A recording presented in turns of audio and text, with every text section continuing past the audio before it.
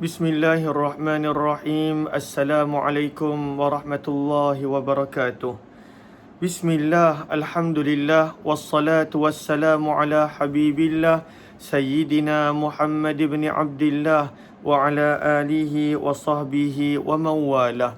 Allahumma rabbi syrah lana sudurana wa yassir lana umurana wahlul uqdatan min alsinatina yafqahu aqwalana. Allahumma fakkihna fid din wa 'allimna at-ta'wil. Allahumma alhimna marashid umurina wa a'idna min shururi anfusina birahmatika ya rabbal alamin walhamdulillahi rabbil alamin. Alhamdulillah summa alhamdulillah. Sabahun nur, sabahul khair. Selamat pagi sahabat-sahabat semua. Salam pertemuan dalam pertemuan Hayati Quran. Kita bertemu dan kita berharap moga-moga pertemuan Hayati Quran ini menjadikan kita dapat memahami Al-Quran, mengambil pengajaran daripada Al-Quran dan membawa Al-Quran dalam kehidupan seharian. Amin ya rabbal alamin.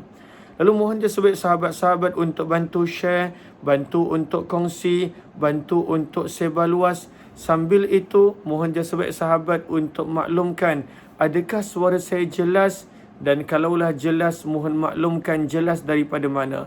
Saya sangat berharap suara saya adalah jelas, video saya adalah jelas. Dan sebelum kita bermula, apa kata sama-sama kita perbetulkan dahulu niat. Moga-moga pertemuan kita adalah kerana Allah Subhanahu wa ta'ala. Nawaitu ta'alluma wa ta'lim wa tadhakkura wa tadhkir wa naf'a wal intifa' wal ifadata wal istifadah والحث على التمسك بكتاب الله وسنة رسول الله صلى الله عليه وسلم والدعاء إلى الهدى والدلالة على الخير ابتغاء وجه الله ومرضاته وقربه وثوابه آمين آمين يا رب العالمين. Mohon je sebaik sahabat yang baru join untuk bantu share, kongsi dan juga tag rakan-rakan. Hari ini kita telah tiba pada muka surat yang ke-144. Kita telah tiba pada muka surat yang baru, masih lagi surah yang ke-6, surah Al-An'am, bermula daripada ayat 125. Pada ayat yang ke-125 dalam tafsir Al-Wasit maka disebutkan summa bayyan, kemudian Allah Subhanahu wa taala mula menerangkan keadaan orang-orang yang bersedia untuk menerima petunjuk. Apakah keadaan mereka? Kita nak belajar tentang keadaan orang yang mana mendapat petunjuk, beroleh petunjuk, dan bagaimana pula keadaan orang-orang yang pilih untuk sesat. Maka Allah ceritakan keadaan manusia yang mana nakkan petunjuk dan manusia yang bertegas untuk dia terus berada dalam kesesatan. Maka firman Allah Subhanahu wa taala, maka man. Kita baca dahulu satu ayat, kita baca dahulu satu baris ini. Firman Allah, faman yuridillahu an yahdiyahu yashrah sadrahu lil Islam. Ini menceritakan keadaan orang-orang yang menginginkan petunjuk. Firman Allah, maka man, sesiapa yang yurid, dikehendaki oleh siapa? Allahu, Allah. Maka sesiapa yang dikehendaki Allah, an, bahawa, ataupun terjemahannya untuk, yahdiya, untuk Allah memberikan petunjuk ataupun menunjukkan bimbingan, hu, kepadanya.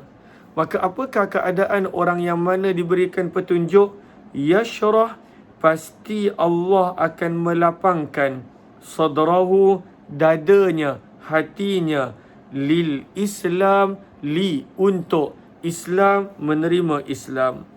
Apakah maksud syarhus sudur ataupun Allah melapangkan dada? Maka di sini dalam tafsir Al-Wasit disebut maksud daripada pada waktu itu dilapangkan dada, wahwa majaz au kinayah, sebenarnya ianya adalah kiasan daripada Allah menjadikan diri orang yang nak petunjuk tadi, diri orang yang mencari petunjuk tadi, diri orang yang mendapat petunjuk tadi, muhayya dia bersedia lihululil haq, untuk menerima kebenaran. Itu maksud syarhus sudur, dibukakan hati, dilapangkan dada. Maksudnya dia bersedia untuk mendapat petunjuk. Dalam masa yang sama akan dibersihkan, dihilangkan daripadanya amma yamna'uhu wa yunafi, benda-benda yang boleh menjadi penghalang daripada dia mendapat petunjuk, ataupun pada waktu itu yang boleh menafikan dia daripada dapat petunjuk. Maka daripada sini kita nampak bahawa ketika mana seseorang itu nak mendapatkan petunjuk, hatinya bersedia untuk petunjuk itu, nakkan petunjuk itu, dan dibersihkan daripada perkara-perkara yang boleh menghalang petunjuk, seperti sifat-sifat yang tercela, sombong, dengki, hasad dan sebagainya.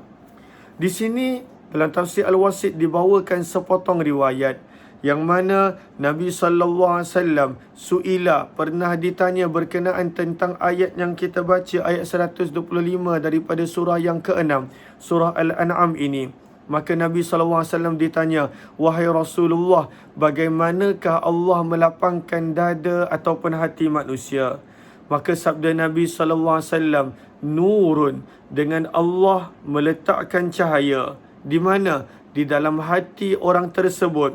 Maka daripada situ terlapanglah hatinya untuk menerima akan kebenaran, menerima akan petunjuk, menerima akan Islam.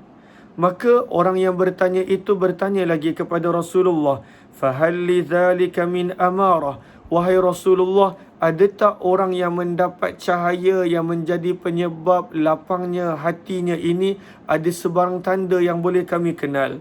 Maka sabda Nabi SAW, orang-orang yang mana hatinya lapang untuk petunjuk, apakah tanda-tanda dia, sifat dia, sikap dia? Sabda Nabi SAW, al-inabatu ila daril khulud, dia akan sentiasa kembali, membuat persiapan untuk kembali pada hari akhirat. Darul khulud, tempat yang kekal. Wattajafi, dan dia akan menjarakkan dirinya an daril ghurur, daripada tempat yang penuh dengan penipuan. Itulah tipu daya dunia. Dan yang ketiga, apakah tanda-tanda dia? Wal isti'dadu lil mauti qabla liqa'il maut, dia melakukan persiapan untuk mati sebelum datangnya mati. Ini 3 tanda orang yang mana hatinya lapang untuk menerima petunjuk. Yang pertama, Allah akan menjadikan dia membuat persiapan untuk kembalinya pada hari akhirat. Yang kedua, dia akan meninggalkan perkara-perkara yang penuh dengan penipuan daripada penipuan dunia. Yang ketiga, dia akan bersedia untuk kematian sebelum datangnya mati. Maka ini 3 sifat. Apa pengajaran yang kita boleh ambil daripada riwayat yang dinukilkan oleh Imam Abdul Razak ini? Adakah kita ada sifat-sifat ini? Sifat-sifat orang yang nakkan petunjuk, sifat-sifat orang yang Allah berikan petunjuk, sifat-sifat tanda-tanda orang yang mana Allah berikan petunjuk, inilah dia sifat. Moga-moga pengajarannya adalah kita ada sifat ini, kita usaha untuk ada sifat ini, kerana inilah sifat yang mana seperti mana kita baca ayat Al-Quran, faman yuridillah, maka sesiapa yang Allah mengkehendaki, an yahdiyahu, untuk memberi petunjuknya, yashrah, akan dilapangkan untuknya hatinya. Maka hatinya akan lapang. Dan apakah tanda-tandanya? Dalam 3 riwayat yang kita baca tadi. Sebaliknya, apakah pula keadaan orang yang pilih untuk sesat? Firman Allah Subhanahu wa taala, wa dan man, sesiapa yang yurid, mengkehendaki, yang apa? Sesiapa yang yurid, Allah mengkehendaki, an, untuk, bahawa, yudilla, menyesatkan, hu-nya. Apakah keadaan orang yang sesat? Yaj'al, Allah menjadikan, sadrahu, dadanya, dayyiqa, merasa sempit, haraja, pada waktu itu merasa sangat-sangat berat. Dayyiqa, sempit, haraja, terjemahnya adalah berat. Bagaimanakah keadaan dadanya? Ka'annama, seolah-olah, seakan-akan, siapa? Yas'adu, orang yang sedang mendaki naik, bersusah payah mendaki naik. Adanya makna takalluf. Yas'adu, adanya maksud takalluf, bersusah payah untuk mendaki naik. Mendaki naik ke mana? Fis sama', ke langit. Macam mana kita tengok orang yang mana dah tak ada oksigen, yang mana senang untuk faham pada waktu itu adalah orang yang mana dia pada waktu itu keluar daripada bumi dan dia mendaki naik untuk ke langit. Bagaimana keadaan dadanya, bagaimana berat terasa dadanya, dia suka untuk bernafas. Maka inilah Allah berikan perumpamaan untuk keadaan orang yang pada waktu itu menutup dadanya, menyempitkan dadanya daripada menerima akan kebenaran, menerima akan petunjuk. Apakah maksud daripada firman Allah Subhanahu wa taala ini? Haraja, yang mana terjemahnya adalah berat. Haraja daripada sudut makna yang asal, maka ianya adalah kumpulan ranting-ranting pokok yang mana menjadi penghalang untuk sesuatu melintasi, sesuatu masuk padanya. Yang mana ketika mana kita nampak di hutan ada pokok yang mana banyak-banyak pokok, tetapi rantingnya saling bertemu antara satu sama lain.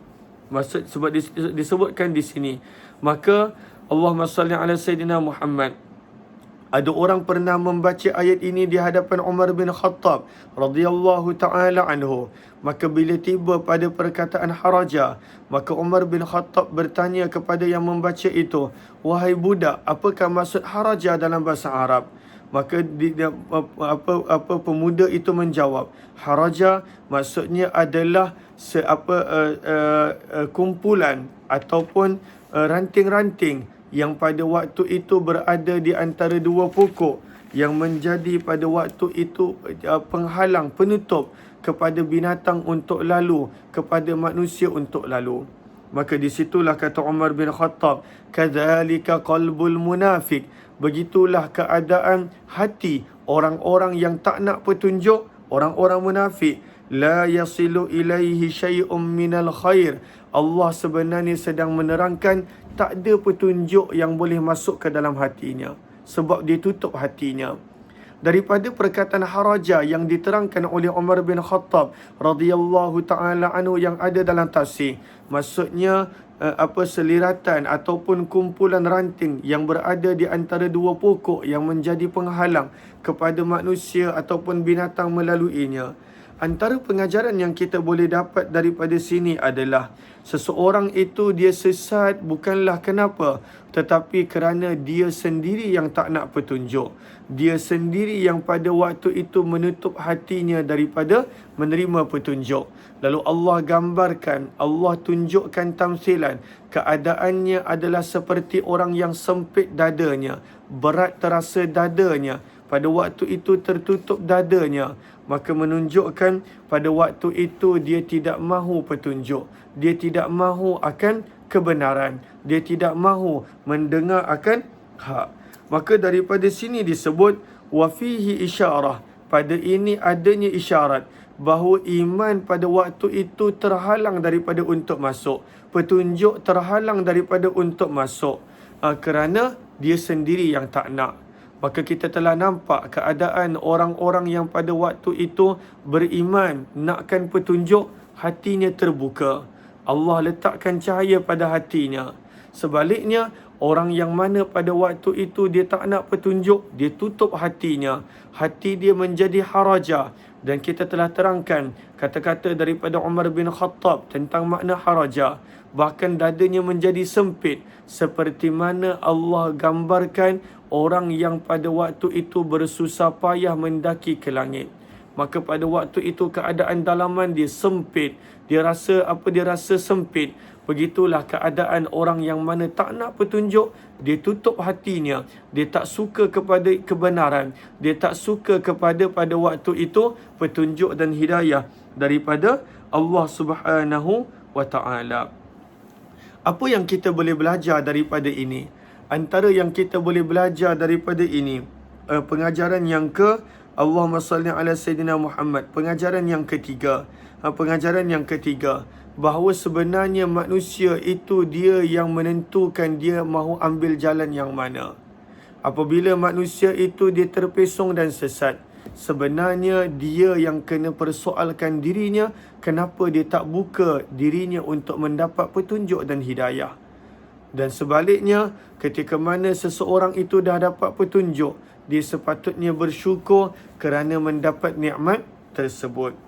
Di sini ada salah satu ilmu awail yang dibincangkan oleh para ulama. Ilmu awail maksudnya adalah pencetus kepada ilmu-ilmu yang datang kemudian. Ilmu awail. Maka di sini apakah ilmu awailnya? Bagaimana Al-Quran menceritakan tentang bagaimana manusia tak boleh bernafas ketika mana lagi dia hampir dia berada di tempat yang tinggi, lagi dia sukar nak bernafas.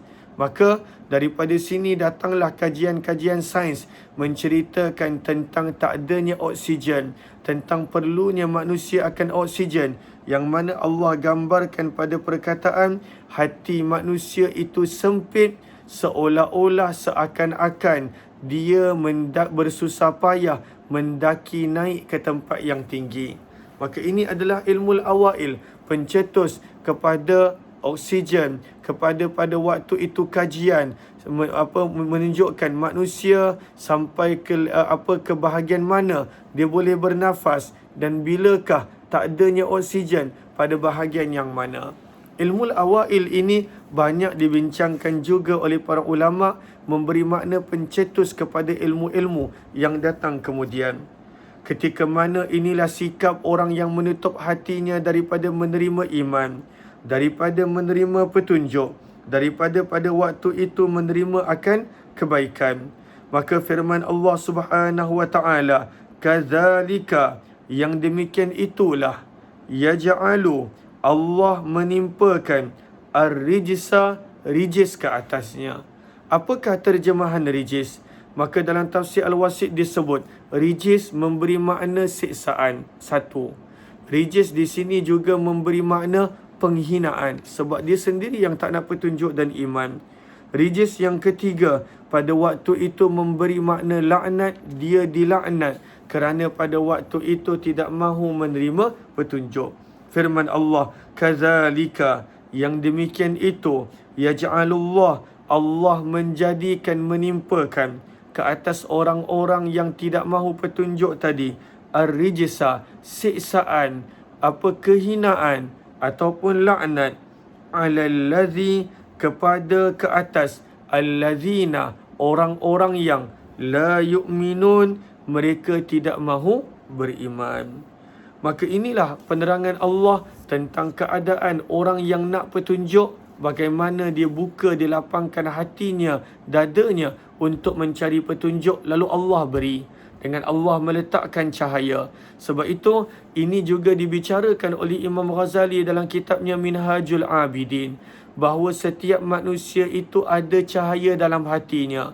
Bila pada waktu itu dia hargai cahaya tersebut, dia nak lagi dan lagi mencari petunjuk, maka bertambah kuat cahaya itu dalam hatinya. Sebaliknya, ketika mana pada waktu itu Allah berikan kepadanya petunjuk, yang dikenali juga sebagai setiap manusia fitrahnya inginkan kebaikan, tetapi pada waktu itu dia sia-siakan petunjuk tadi.